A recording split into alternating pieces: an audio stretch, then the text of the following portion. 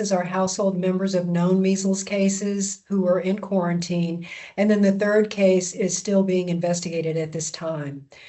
So to date, the total number of cases in South Carolina now related to this upstate outbreak is 55. And the total number reported to DPH this year is 58 measles cases.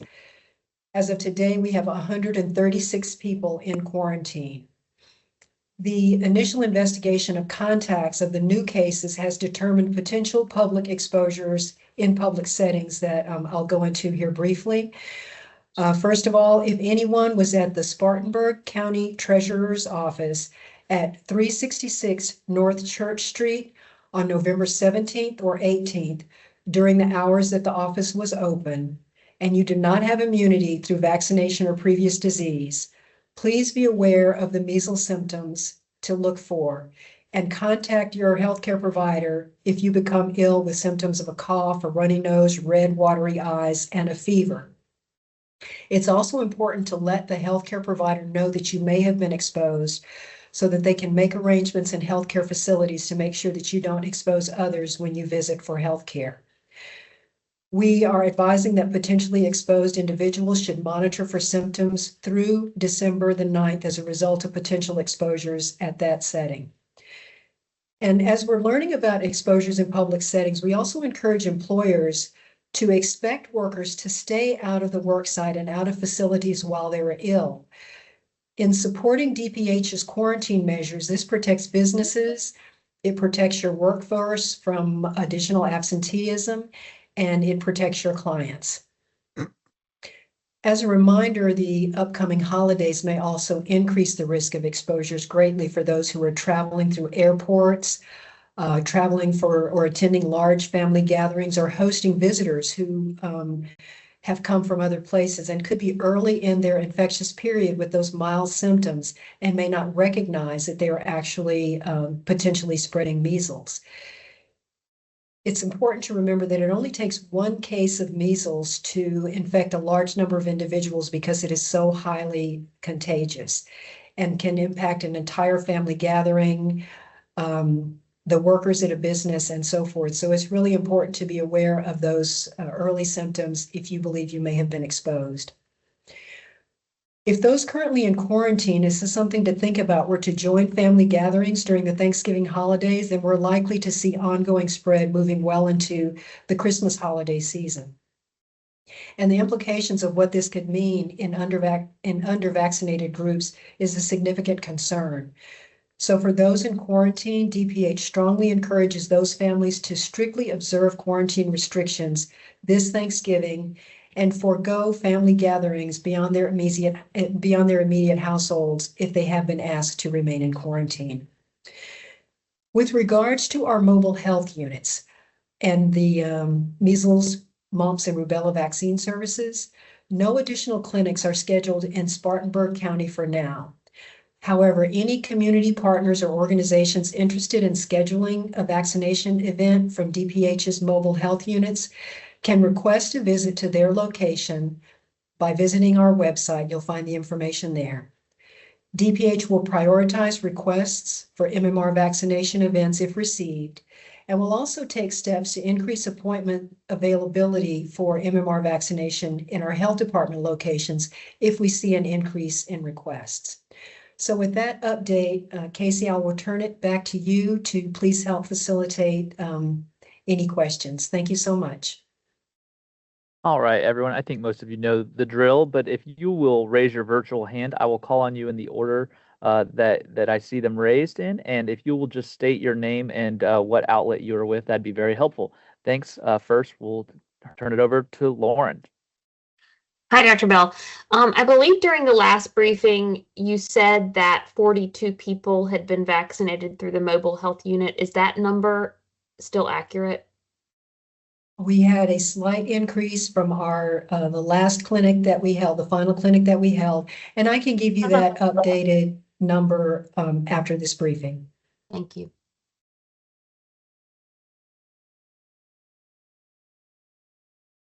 Okay, and Christian? Yes. So I'd like to know when y'all notified all the other state Department of Health agencies through the CDC platform. And I'd also like to know if this is it like a relatively new platform and how common it is? Like, has it been used before? I'm just wondering if y'all are the first to use it like this. I'm sorry, could you clarify your question about when we notified other state agencies? I'm Yes, not that's sure what you're correct. referring to Yeah, with when did regards y'all to the measles? notification that we made to other state agencies specifically? Yes, I'm sorry. Okay. So I'm not sure exactly what you're referring to, but the means that we've been making notifications, we haven't had the need to notify another state agency specifically about the measles outbreak. We've been making general notifications through platforms like this. I apologize if not, I'm not understanding your question about notification to other state agencies with regards to what that would be. That's okay. That's a question my editor had told me to ask. So Okay. there may have been a miscommunication on our end.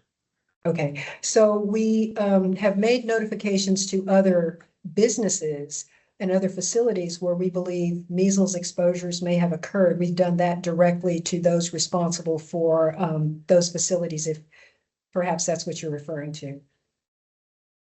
Thank you. All right, Christina? Good afternoon, Dr. Bell. I'm Christina Thacker with South Carolina Public Radio.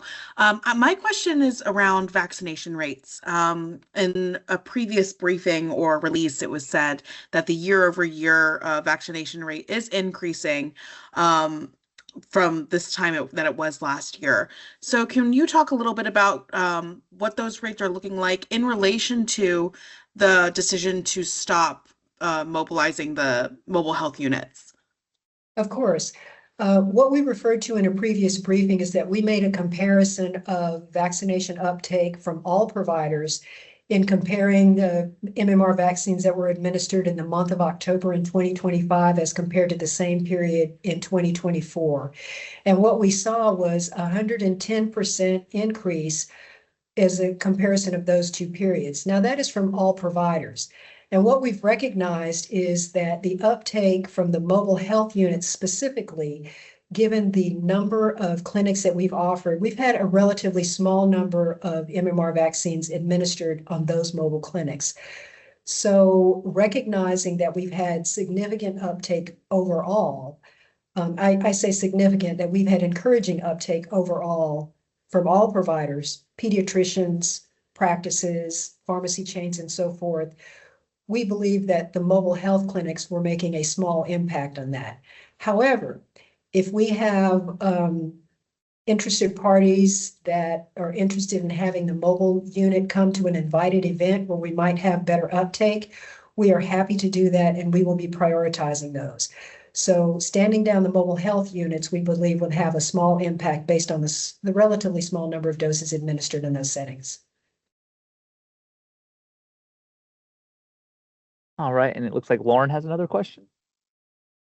Yeah, the New York Times reported last week an article about genetic testing that had linked some strains in Texas and Utah and maybe in one other state.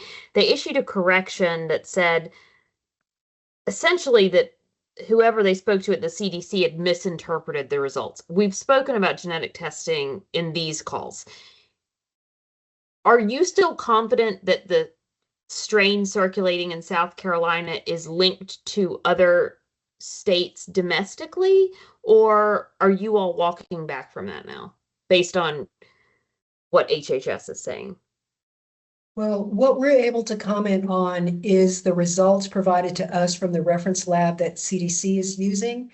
And the information that we have from that laboratory performing the typing is that the specimens that we have submitted from South Carolina are the same type, the D8 type that is seen in other settings in the United States. So we're relying on the laboratory's results that is reported to us. Thanks. All right, I don't see any other hands raised, but I will give everyone a second in case. Okay, wait, Christian, it looks like you have another question.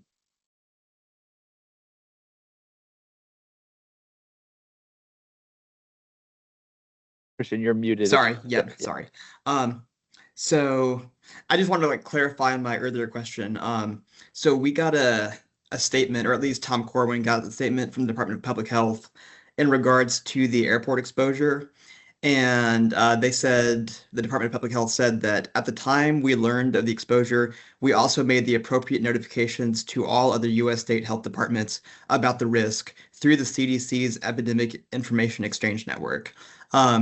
That's a direct quote from the email that we got from the Department of Public Health. So I'm wondering if you could tell me kind of when y'all made that notification and what it constituted. So now I do understand your question. I thought you were referring to state agencies in South Carolina. What state health departments do nationwide is that if we become aware of potential exposures in a setting where that might impact residents of other states, there is a system that the CDC hosts that allows notifications to go out to other state health departments nationwide. So as has been done by other jurisdictions, if, for example, there's been a traveler in an airport where there could be many, many travelers from other places, we use that CDC system to make notification to other states. Should they see measles cases and they get a history of travel in that area, then they have information that they can rely on as a potential importation of that case. So what we did was we used that system to provide to other states a notification that we had identified a person who worked in that airport while they were infectious, and we provided the dates of potential exposures for travelers so that other states could be aware of that. Can you tell us when that notification was made? I don't recall the exact date, but we'll certainly provide that for you. Thank you. Oh, it looks like we've got a question in the chat. Carrie Beal with Fox Carolina News asks, I have received comments from viewers that you can treat measles with vitamin A. Can you respond to this? Some believe they can treat it this way instead of receiving the vaccine. Sure, you cannot treat measles with vitamin A. There is actually no specific treatment for measles once the illness occurs. It is simply supportive care. And this is an opportunity to make an important point that measles can be serious and may require hospitalization in some individuals. There can be complications, for example, of pneumonia, either a secondary viral pneumonia or a secondary bacterial pneumonia. And the treatment would be specific to that pneumonia. Okay. So this is a really important message for people to understand that vitamin A is not effective in the treatment of measles. And so that is actually misinformation, and we would not want people to rely on that either for treatment or for prevention, because the measles vaccine prompts the immune system to respond specifically to the measles virus and to generate protective antibodies against infection. So vitamin A is neither effective in preventing infection, and I will mention that particularly in this country where diets generally have sufficient vitamin A. People may be referring to what's been done in other countries where there are people in a poor nutrition status, and that may have been used. But in this country, the measles vaccine is the best course for measles prevention, and vitamin A does not treat measles infections. Okay, do we have any other questions? Yes, Christian. So going back to the airport exposure, did DPH also notify the airport administration, or did it just notify the employer of the contractor when the measles was discovered? We use the information in our investigation of the case in terms of what notifications needed to be made. So we have since had contact with both the contractor, who the individual who had measles was working for, and with the airport administration. There may have been a delay in notification of the airport administration because the information that we had through the investigation of that case was that they worked for the airport. And so since that time, we have made the appropriate notifications to both the direct employer and to the airport administration. So it would be fair to say that y'all knew this person had measles before y'all knew that they worked at the airport. Well, the case of measles was confirmed, and as we do for all confirmed measles cases, then we initiate an investigation to learn of potential exposures, whether that is in the household, whether that is in a place of employment. So yes, we learned of the measles case before we knew where the person worked.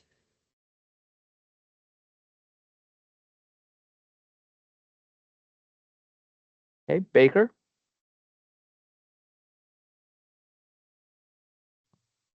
Yes, I started to be joining y'all a little bit late, and if I missed this, I'll try to review the recording later. But with the Friday's news mentioned that there had been an exposure at I believe it's called Way of Truth Church. Were you at all expecting there to be maybe more cases from that exposure, since it was at a particular location? And what's been the response from folks at that church? Have leaders at the church been at all interested in helping promote vaccinations, to prevent future cases of measles, either during this outbreak or any other time down the road? Well, I'd like to comment on how much we appreciate the cooperation that we have received from all of the settings that have been mentioned. This includes the church leaders have been very cooperative with us. The administration at the airport has been cooperative with us. We also have worked with the Spartanburg County tax office, and we are receiving cooperation from all of those areas, and this has been very helpful. And the answer is yes. The reason we're making these public notifications is because of the infectiousness of measles. We unfortunately do expect that there can be additional cases of measles in any of these settings of exposure. That can include the airport, that can include the tax office, that can include the church. And this is why we are strongly encouraging people, once we identify direct contacts, for those people to stay in quarantine. But when we can identify the direct contacts, we ask people to be aware of the potential exposures and to look for the early symptoms of measles so that they can self-isolate while they're ill, seek appropriate medical care. Another thing that I would note is that some of the settings where we have recognized exposures is actually in healthcare settings. And for this reason, we also encourage people to notify a healthcare setting before they just show up, sit in a waiting room while ill, potentially exposing others. So it's a combination of asking community members to be aware of this measles outbreak, to be aware of potential symptoms, especially if you've been in a setting where we have advised the possibility of public exposures, and to avoid exposing others, to appropriately inform healthcare providers so that measures can be taken to prevent spread in any of these settings. This includes workers who are supposed to be in quarantine. We ask employers not to expect them to return to work while they're ill. As I mentioned earlier, this protects businesses, it protects the workforce. And unfortunately, the fact is that we continue to expect exposures in any of these settings that we have announced. And Baker, did you have another question? Yeah. I'm guessing this would have been reported if so, but any suspected infections among people who have not been vaccinated because they're unable to be vaccinated, they're too young, or they have other medical, have a medical issue that would prevent it, or have all the infections been among people whose either they or their parents have, obviously chosen that route? thinking about, you mentioned doctor's offices, and so thinking about, if there was an infant in a doctor's office who just isn't old enough yet to be vaccinated and they've been exposed, or, that kind of thing. That's what made me think of that. Thank you. Yes, and thank you for the question. And what we do know is that all but 2 of our cases have been unvaccinated. And we don't know the reasons necessarily for each and every one of those. But you do bring up the point that there are people who cannot be vaccinated because they are too young, or they may have underlying conditions where vaccination is not indicated. And it is for that reason that we strive to increase the vaccination coverage in the population as a whole to achieve that herd immunity that helps us protect those who cannot be vaccinated.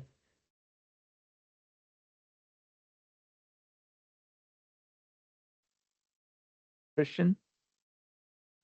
Forgive me if you answered this at the very beginning, but the 3 new cases, were they all students at Spartanburg schools, and were they also all unvaccinated? So what we know so far of the 3 new cases, we're still investigating one of those cases to get the full information. But for the cases, of all the cases that we're aware of so far, only 2 of them have been unvaccinated, and that is not among the most recent cases. And I think the second part of your question was whether they were school members. Yes. Were they students in Spartanburg County schools? We have cases from other settings as well. Among the new cases, 2 of those are the household members of cases, and one of those is still under investigation. Thank you. And Baker?